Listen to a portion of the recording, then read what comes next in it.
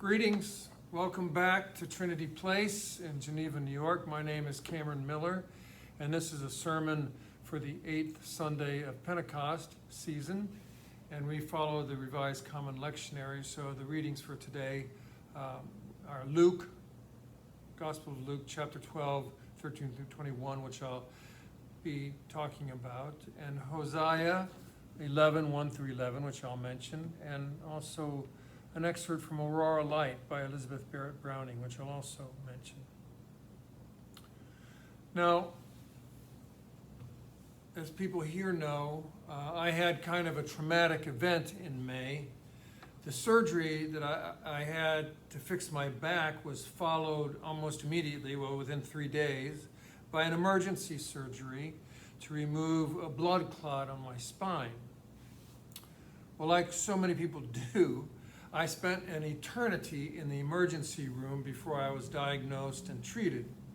I was in what I can only been able to describe as a kind of a cocoon of pain.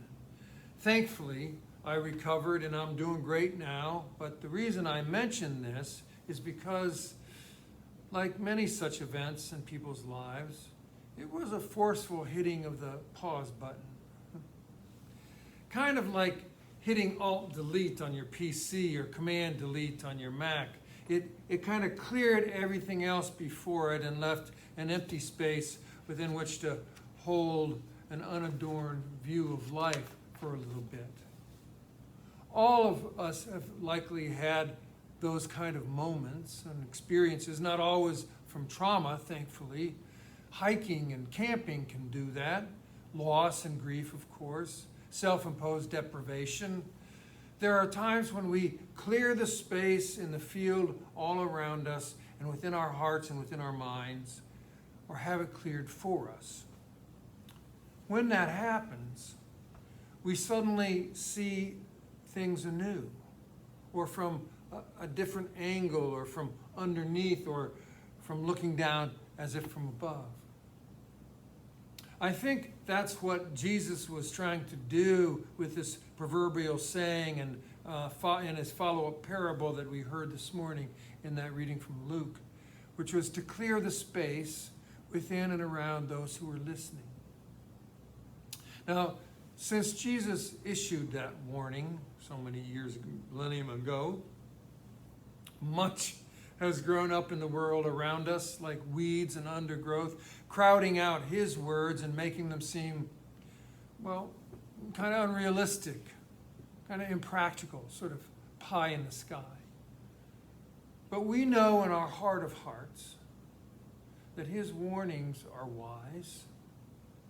And every once in a while, the space within and around us gets cleared and we hear him again.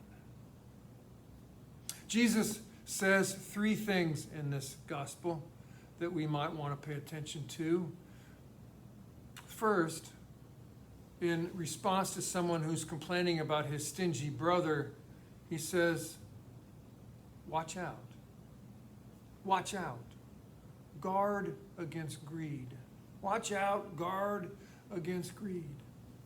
Secondly, with his parable, he warns that an abundance of possessions does not create an abundance of joy. An abundance of possessions doesn't create an abundance of joy.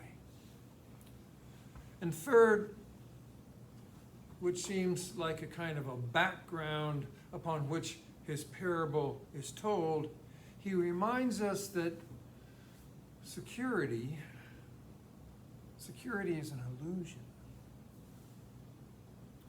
First, watch out for greed. Secondly, money can't buy you joy. And third, there is no such thing as security. With those 3 simple, pithy points, we're suddenly at the front door of spiritual wisdom. If we take any of this gospel stuff seriously at all, then we need to approach this subject with gentleness and reverence rather than scolding, shaming, or guilt. You see, all of us live in a house of cards created by our life within the kingdom of stuff. So let us proceed with a sense of our own fragileness here. This Greek word for greed is translated into English as the yearning to have more, the yearning to have more. So when Jesus issues his warning, take care, be on your guard against all kinds of greed, for life is about more than the abundance of possessions, he seems to say. He's warning us about the hazards of our always yearning for more. Guard against it, he says. He doesn't say don't feel it. That would be silly, because we yearn from our very first moment of hunger at birth, and we don't stop yearning until we can't breathe anymore. Guard against it, he says. He gives no rule or plumb line by which to measure greed. He simply says, hey, this is real, so pay attention to it. I wonder what he would say in our world. In 2022, every strand of electronic data that swirls around us in radio waves and optic cables and Wi-Fi, even filling up every visual void on billboards and cereal boxes, is charged with a highly sophisticated effort to excite our greed and to seduce our desire, or to seduce our yearning for more. We're invited We're invited to be perpetually dissatisfied. Think about that for a moment. We are urged from every direction to be perpetually dissatisfied. We're taught to be chronically hungry. Our weaknesses and our vulnerabilities are taunted and teased. We're titillated constantly by the hawkers of more, and they are very good at their trade. Watch out, Jesus warns. Guard against your greed. So how do we do that? Well, in the midst of our yearnings, if we can remember the difference between joy and happiness, we can guard against greed. Happiness, as I've said before, is something that we can manufacture or momentarily create for ourselves. But joy is something that we must be open to and allow its visitation when it comes along. We don't create joy. It happens. We know how to make ourselves happy when we need to pick me up. For me, I take a bike ride. It makes me happy. For someone else, it might be a walk.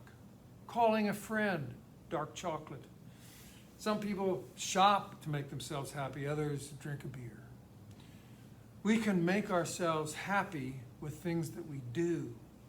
But there is nothing we can do to make joy.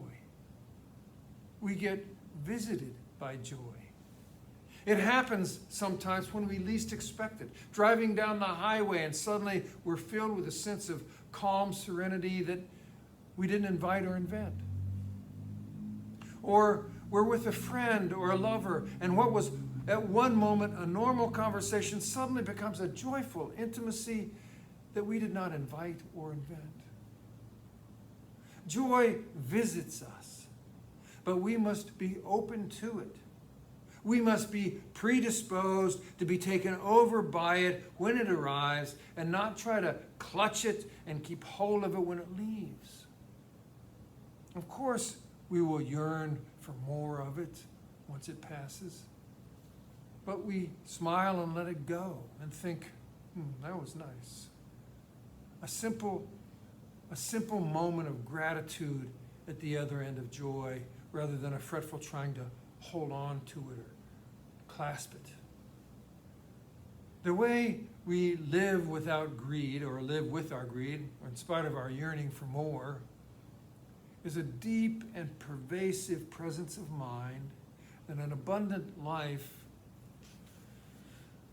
is discovered and sustained with joy rather than happiness.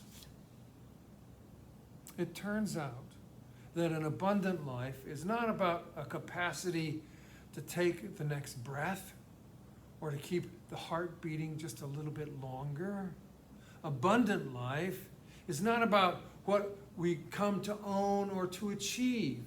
Rather, like joy, abundant life is measured in what we see and know rather than what we have and do. And so, in this, we are now at the nexus of Jesus and Elizabeth Barrett Browning. Earth crammed with heaven, and every common bush afire with God. But only those who see take off their shoes. The rest sit around it and pluck blackberries. The presence of mind to know that abundant life is about joy. That has to do with what we see when we look around. Most of us, most of the time, see and touch the life that surrounds us as if it is an object for our use. Instead of being awed by how crammed full everything is with the Holy Presence, we see things as an object for our consumption or our ownership. We measure it and value it by whether or not it tastes good to us or how much we want to have it to own for ourselves. In so doing, we deaden our sense of holiness that pervades everything. The magnificence of an apple becomes its sweet taste, something that satisfies our yearning. The sensual beauty of an orange becomes a vehicle for vitamin C. A tree becomes a house, a forest becomes a park, a person becomes a clerk, a cow becomes a steak. I do not mean that we should deny the utility of things nor the certainty of our basic needs, but must our need and their utility transform the holiness of that life into an object for our use. The way we guard against greed is to keep a presence of mind about the holiness of life. The bush is crammed with God, not because the blackberries taste good to us, but because it is infused with God. We are infused with God. All that we see and seek to possess, all that we yearn to own, all of that we desire to consume, it is all crammed with God. Keeping a presence of mind about the holiness of life, while surrounded on all sides by messages about the utility of life and the objectification of all creatures, will help us to guard against greed. That's all we need do, Jesus said. Guard against it.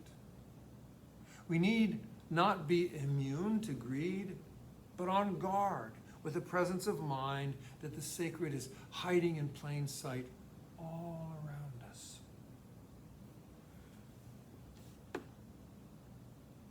Now, the last of Jesus' 3 points on the punchline of his parable about the foolish farmer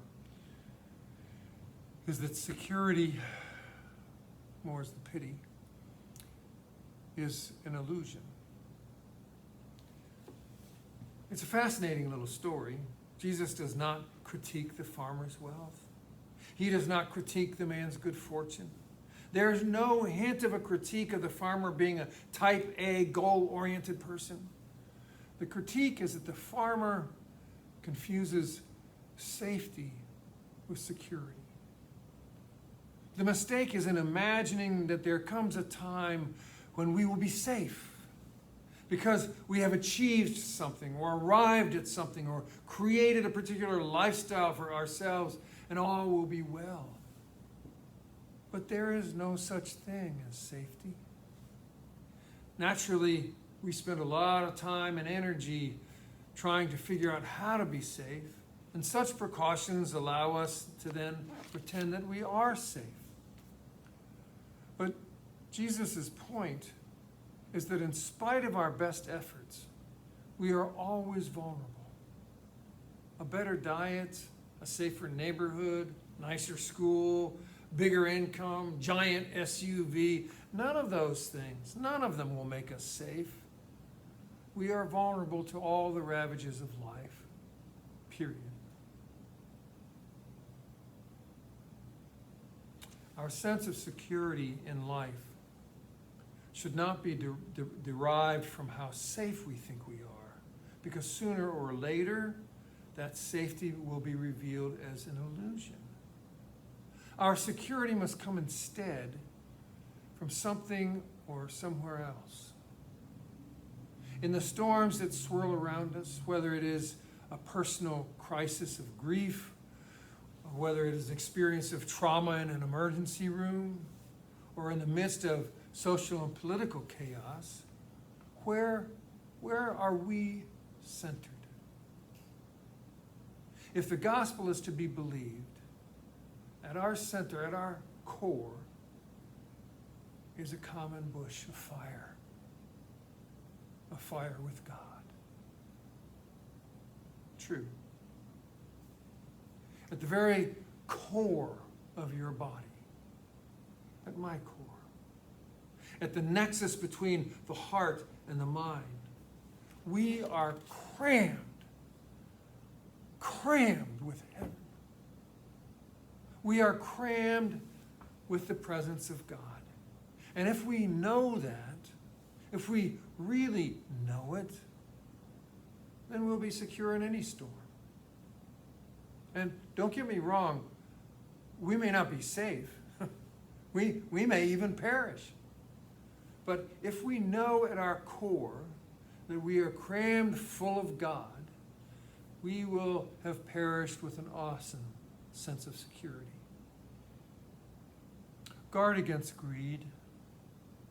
An abundant life built upon openness to joy more than making ourselves happy with stuff. And the security of knowing that we too are crammed with God. All of it's just some more subversive wisdom from the rabbi who lives at the center of our tradition. Thank you. I'm grateful that you're here with us. Amen.